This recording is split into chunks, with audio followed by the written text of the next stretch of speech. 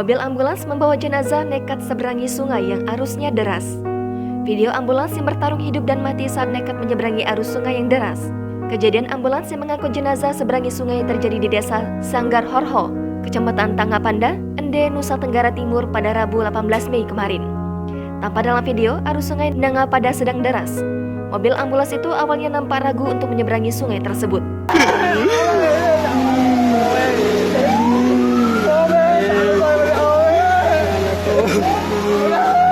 Namun setelah membulatkan tekadnya, sopir ambulans itu nekat seberangi sungai sembari menghidupkan sirine. Warga yang menyaksikan dari atas jembatan gantung menangis menyaksikan kejadian itu. Secara perlahan, mobil ambulans itu bergerak menyeberangi sungai. Saat mobil ambulans itu sedang tepat berada di tengah-tengah sungai, tangisan keluarga semakin menjadi-jadi.